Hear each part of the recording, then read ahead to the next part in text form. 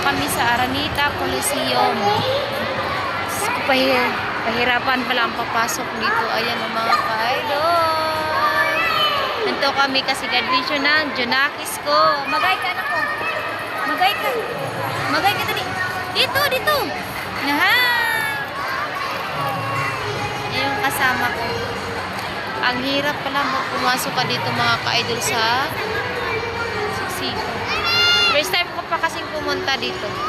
Kaya hindi ko alam. Ayan mga ka-idol ah. Ayan mga ka-idol. Ayan.